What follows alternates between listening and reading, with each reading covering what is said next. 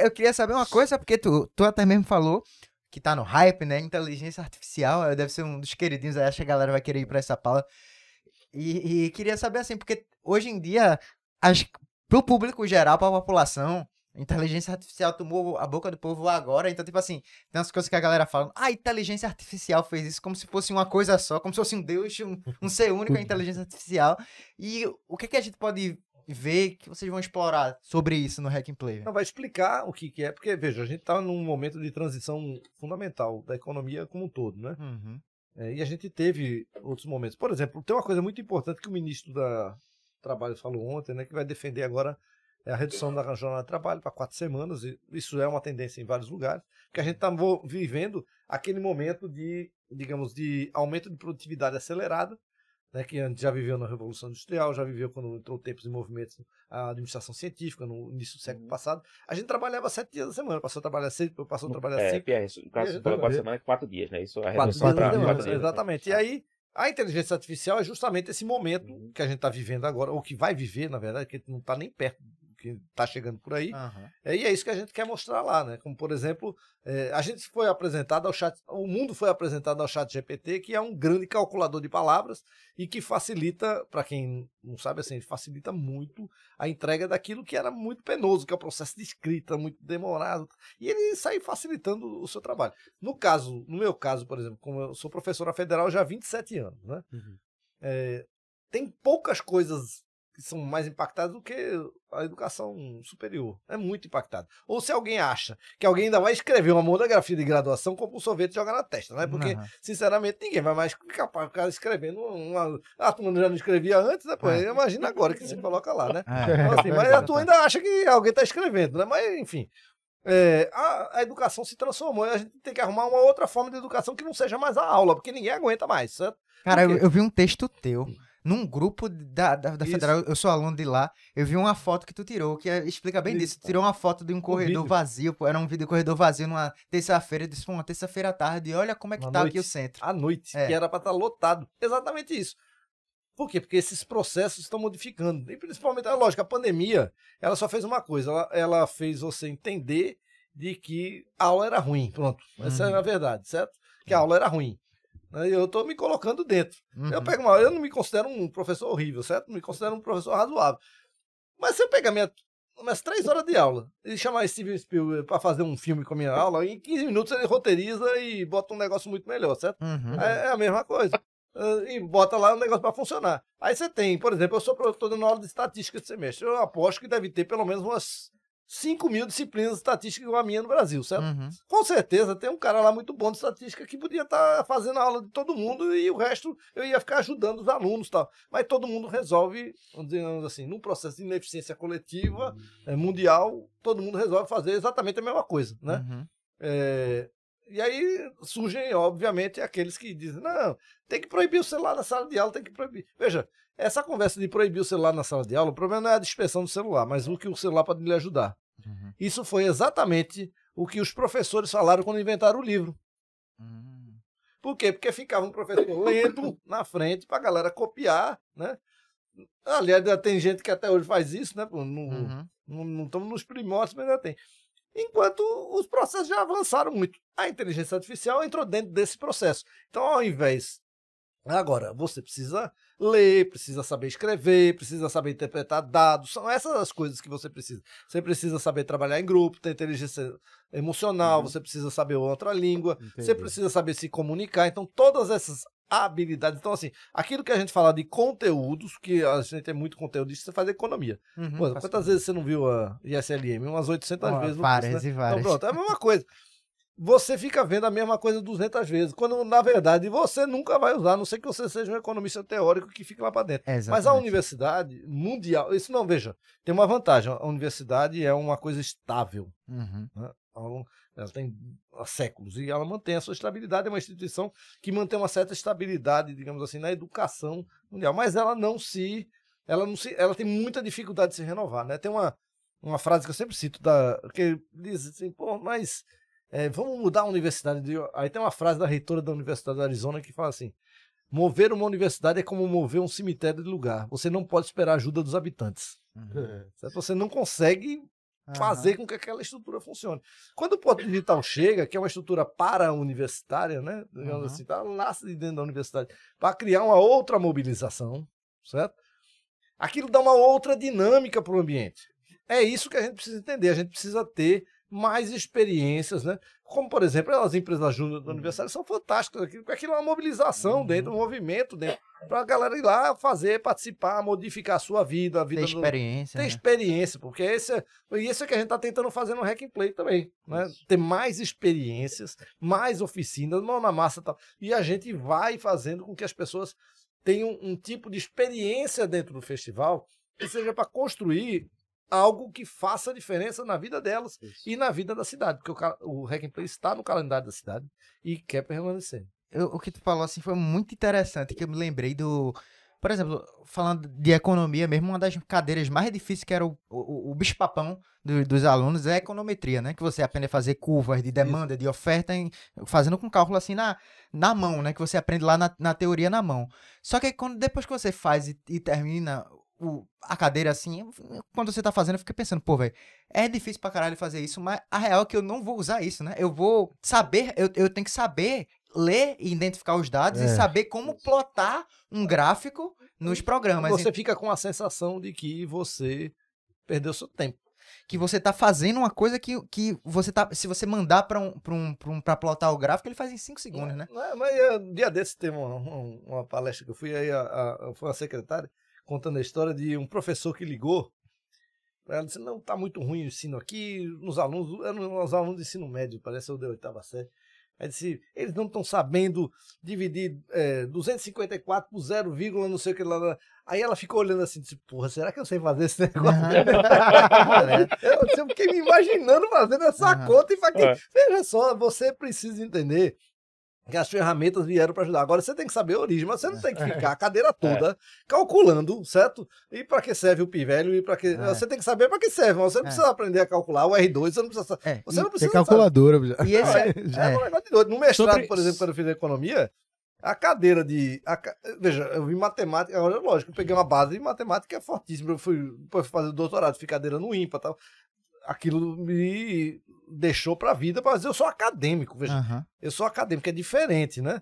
De uma pessoa que quer trabalhar ali, você precisa saber o quê? É a mesma coisa, estatística, quando você ensina estatística, aí você tem a impressão de que chegou no final você só aprendeu a fazer conta, porque é verdade, porque na verdade estatística tem 5 coisas, tem o planejamento, né? Aí tem os dados que você tem que fazer, arrumar os dados, tem que aprender a fazer a conta, tem que aprender a fazer comunicação, tem muita coisa para fazer que não é só ficar fazendo conta. E aí justamente acho que é o que vocês vão trazer um pouco, até no debate da inteligência artificial, mas assim, justamente quando eu falo de econometria, quando eu falo de estatística, assim, que a gente pega muita coisa na mão, mas no final das cadeiras você percebe assim, uma coisa que é muito importante, que você nunca vai poder deixar de ter, é justamente a leitura sobre os dados, né? Você pode até não precisar fazer aquele cálculo com a mão, mas você tem que entender de tipo assim, pô, essa probabilidade aqui, ela vai funcionar, porque se isso acontecer, e se você tiver essa condicional, e essa leitura que você tem que ter para saber aplicar, né? Isso aí é o que você não pode perder nunca, porque né? senão não serviu para nada. Exatamente. Então, assim, quando a gente está discutindo inteligência artificial, a gente está discutindo a facilitação desses processos para chegar no fundo.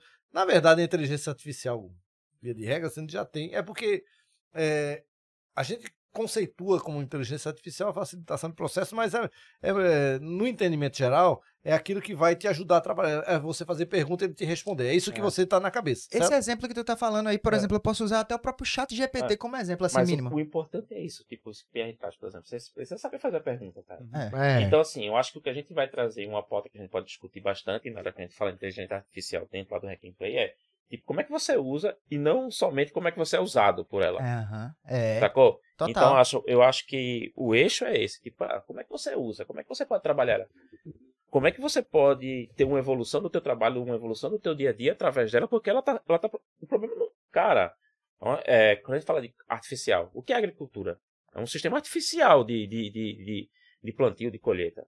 Quando a gente fala de uma revolução industrial, o que é aquilo? Aquilo foi um sistema artificial de produção. E agora a gente está vivendo uma aceleração artificial de uma maneira mais cognitiva, de informação e tal, pá. Então, é natural que algumas pessoas se assustem. Mas, bicho, a gente não vai travar. A gente tem, peraí, como é que eu evoluo junto com isso? Isso faz, A inteligência artificial, na verdade, é uma evolução da inteligência humana. Ele é um processo de evolução de inteligência humana. Mas não te assusta, nem nunca te assustou, não, velho. Cara, assusta. Tem hora que você diz, putz, merda, e agora? Tem Como é que hora é que é isso, cara? doideira. Mas também tem hora que a gente tá ali trabalhando e tá fazendo assim, meu irmão, olha aí, que isso aqui, ganhei 2 dias. Não, Não, eu quero quero saber saber para dar aula. Sabe? Teve eu uma uso situação. muito para dar aula. Eu ia falar de uma Total. situação aqui com o Rafa. Teve um dia daquelas reuniões com teus amigos lá em casa. Não vou detalhar o nome de todo mundo, tava lá todo mundo conversando. E aí tem a galera lá que é da área de direito, né? Que tem que escrever os processos, umas coisas lá relacionadas que tem que fazer uns textos muito grandes. E aí eu tava na conversa lá cogitando sobre a possibilidade de usar a IA pra fazer as coisas.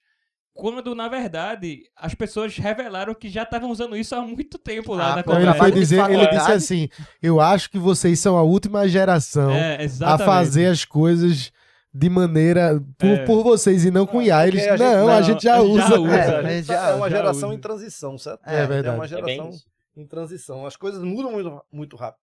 Tu vai falar que tu usa pra dar aula. Eu uso para dar aula. Então, por exemplo, hoje eu tô em processo de transição. Veja, todo professor sério está em crise, certo? Uhum. Por quê? Não tem jeito. Você está em crise porque você olha assim e diz, e agora? Uhum. Certo? Quem não está em crise é porque já está no mundo paralelo. Desistiu. No fantástico mundo de Bob, né? Então, eu já desistiu, ou tá esperando a aposentadoria, seja o que for. Mas o processo está mudando tanto e você tem que tentar. Porque, por exemplo, ninguém sabe também trabalhar ainda.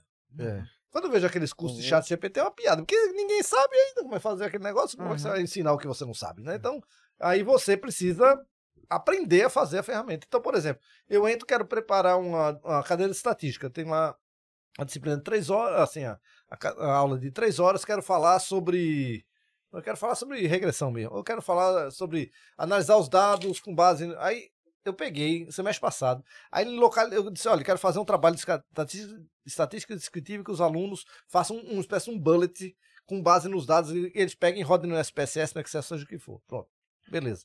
Aí ele foi lá, pegou uma base do Titanic, das pessoas, dos passageiros do Titanic, é uma base pública que eu desconhecia, tava lá a base, a idade de cada um, o nome, se morreu, se não morreu, quanto ele pagou pela passagem, porque aí os alunos puderam ver se Jogou realmente... uma base de dados, né, velho? Tudo. Atualização do Não, valor da aí passagem. e faça perguntas. Aí os alunos foram lá, fizeram perguntas, disseram, pô, é verdade aquilo do filme que as mulheres e as crianças sobreviveram mais que os homens? Foram lá, cruzaram, é verdade. Cruzaram Testei a os hipótese, é verdade. Porra. Os ricos morreram menos que os pobres, é verdade. Uhum. Aí você vai com uma base no qual você pode fazer inferências e fazer perguntas. Então dá para você, lhe ajuda a trabalhar muito mais. Agora a gente tem que entender que a aula ficou comprida. Uhum.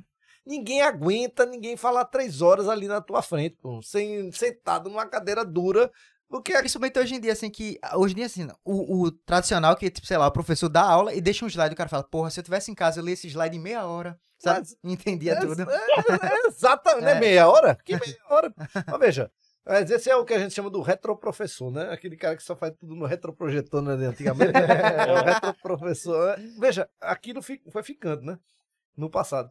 Mas veja, voltando ali o Hack and Play... Mas, cara, só a última pergunta que eu quero saber, que, porra, tu que é um cara da área, presidente do Porto Digital, todo mundo faz essa pergunta com IA hoje em dia. Isso te assusta? Assustar o mundo?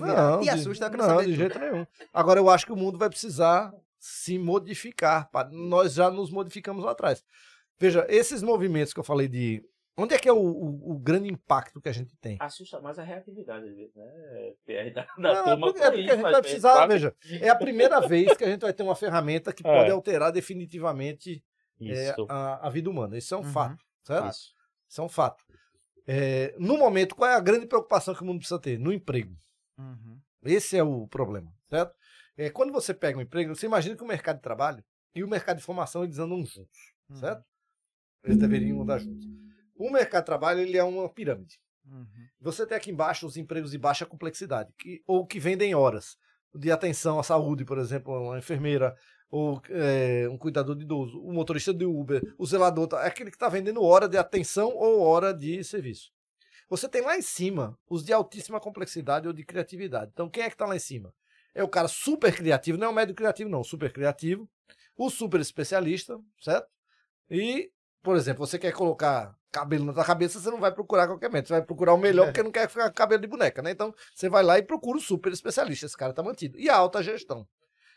E aqui embaixo tá a grande maioria dos empregos do que a gente considera hoje como qualificados. O engenheiro, tal. Então, tudo isso está aqui no meio. O que acontece? A inteligência artificial, a mecanização deu uma matada aqui embaixo. Mas o caixa de banco e tal. Mas aqui ele vai matar essa meiuca aqui dos empregos. Então, por exemplo, na Federal, tem 50 alunos da turma, 3 vão para cima e 47 para a média. Eu vou ter 3, 4 indo para cima e vou ter, ao invés dos 47, eu vou ter 5, 6 indo para a média. Indo para o emprego. Na média. Então, isso vai modificar o mercado de trabalho de uma maneira dramática. Né? Porque essa galera da metade é que faz as coisas repetitivas. Por exemplo, não sei se você... Veja, o ChatGPT, ele só ficou conhecido porque ele é a ferramenta popular como o Google foi um buscador, certo? Quando você pega e coloca todas as ferramentas que estão chegando, o Bloomberg GPT, por exemplo, é a mais devastadora de emprego que eu já vi. Vai sair agora no começo do ano, certo? Ela pega e mata todos os analistas financeiros. É o cara que ganha R$1 milhão por ano. Quer dizer, a classe média alta. Ele pega e mata esses empregos de negócios aqui. Não é que ele vai matar todos, mas ele vai diminuir a necessidade de muitos. O caixa de banco acabou? Não, mas só tem um na agência. Antigamente tinha 80, 100, né? Era uma profissão que mais empregava depois do professor. Então, essa mudança é que a gente tem que se preparar. Então, em outras palavras, esse negócio dos trabalhos nos 4 dias da semana, ele vai ser necessário, porque senão o que acontece? Se você esmaga essa classe média, imagina uma cidade como Nova York ficar com metade de desempregado. Não tem sentido. Se você fazer isso, o que acaba acontecendo nesses momentos de aumento de produtividade exagerada, se você não diminui a carga de trabalho, que tem que ser diminuída para todo mundo, não é uma empresa aqui, outra ali. Quem está empregando se apropria desse ganho de produtividade. E você vai esmagando, de certa forma, e aumentando muito a desigualdade. A gente não quer voltar, e esse fica num ponto tão dramático que você pode voltar à idade média em termos de desigualdade. Quando você tinha os senhores feudais e lá embaixo todo mundo. Então, a gente não quer voltar para a idade média. Então, a gente vai ter que aproveitar esse ganho de produtividade para distribuir, de certa forma, equitativamente entre a população. Esse é o drama. E Pierre, eu fico imaginando, assim... Isso me assusta demais. Eu acho que você tem que ter a preocupação com o timing disso aí, né? Porque, assim, pelo menos o que a gente estuda, assim, percebe é que com o avanço da tecnologia, lógico, muitos empregos acabam perdendo suas funções, mas ao longo do tempo ele abre oportunidade para outros, né?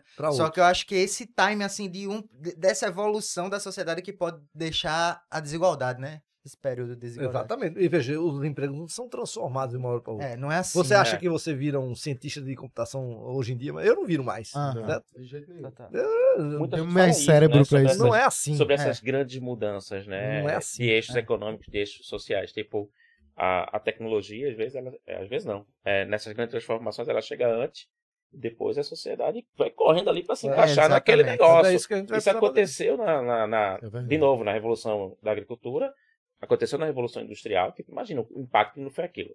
Tudo. E está acontecendo agora com essa nova revolução aí, acelerada aí por inteligência artificial. Vai ter esse momento extremamente tenso de adequação chegou, e a gente não chegou como sociedade de maneira mais plena nesse momento. Então vai ter um desencaixe. Até isso, pera aí, vamos de novo, organizou. E lá na frente vai vir outra coisa aí que a gente não sabe o que é. É que, assim, a ideia é que no futuro, graças à tecnologia, a gente tem um saldo positivo na sociedade, mas acho que esse período de transição... Mas veja, isso não necessariamente. A tecnologia, ela tem que servir, é isso que a gente quer debater muito, né? A tecnologia, ela tem que vir para melhorar a vida das pessoas. Então, por exemplo, vamos pegar aqui um exemplo claro. Quando eu me lembro bem da entrevista de um diretor do Rappi, né? E dizendo assim, não, veja, quando começaram os entregadores de bicicleta com o celular, né? Qual era a ideia que você tinha do Rappi, o que todo mundo tinha? Bom, ele vai pegar aquela pessoa que está carregando papelão, digamos assim, naquele carrinho, né? Que seria além de uma forma que não é emprego, não é nem subemprego, nem nada, mas aquela pessoa que está ali carregando papelão e subisse ela para a bicicleta do Rappi. Mas ao invés disso, a gente pegou o engenheiro e desceu ele pro Uber. É verdade. Verdade. Certo? Porque a mudança no mercado de trabalho, ela não necessariamente ela segue o processo de formação. Quando você forma muito engenheiro, aí não tem vaga para ter engenheiro. Por quê? Porque agora tem uma inteligência artificial, por exemplo. Eu vi uma recentemente que era, você entrava, você diga, olha, tem uma sala aqui, quero fazer um auditório. Faz um auditório, ela tem essas medidas, tem tudo. Aí ele disse, tá muito, eu quero mais cadeiras coloridas. Aí ele botava, eu quero desse padrão. Em meia hora, aí ele desenhava para você. Em meia hora ele saiu o projeto executivo da obra. Caramba, velho. Então, assim, é muita mudança. Entendeu? É muita Pra esse mudança. exemplo aí, tem que inserir alguns dados também, né? No caso, as dimensões do espaço, Isso. coisa do tipo, né? E o resto ele faz E sozinho. o resto ele faz. E ele, Entendi. não, ele vai mostrando pra você. Ele assim, bota a altura, largura... é uma coisa do chat GPT. Aí você Tá olha, certo. se não gostei, peça um estudo de casa. Esse estudo de casa tá ruim. Aí pede outro. Aí E ele vai chegando, pô. É. Mas veja, quantos dias um design de interiores ia demorar para fazer tudo isso? Ia demorar 20 dias um projeto executivo. Em meia hora, uma hora já sai. Então, ele reduz Surreal. o trabalho. Então, a gente precisa se preparar para isso, né? E essas mudanças aí, todas a gente precisa discutir, né? Como sociedade, o que a gente quer. Então, quando a gente está falando de discutir tecnologia no festival, a gente não está falando de ficar só codando ou só ficar apresentando alguma solução tecnológica da inteligência artificial em si, porque aí isso tem também ambientes específicos lá dentro, que vai ser a galera de tech mesmo. Mas, por exemplo, para a cidade toda, esse debate de trabalhar 4 dias da semana, ele importa. Aham. Por quê? Porque isso precisa vir de uma grande mobilização social, porque você não muda isso, porque eu quero como estou empregando, ele quer que está empregando na ampla e por aí vai. Isso precisa de uma mudança de legislação, né? Uma mudança de legislação gigantesca, né? E isso precisa vir de cima para baixo, não tem jeito. Mas agora sim, já tem gente muito séria discutindo isso, porque também não dá para esperar o empresariado fazer isso, porque obviamente ele está preocupado com a possível perda de produtividade, porque o empresário, no final das contas, a economia se ajusta. Mas o que não ajusta é quando eu estou numa situação e ele está em outra. Tipo, se eu boto 4 dias na semana e ele bota 5, aí é lógico que esse cara vai produzir mais, né? Então, Aham. assim, essas discussões, elas precisam vir num coletivo, né, para que no final a gente construa o mundo que a gente quer.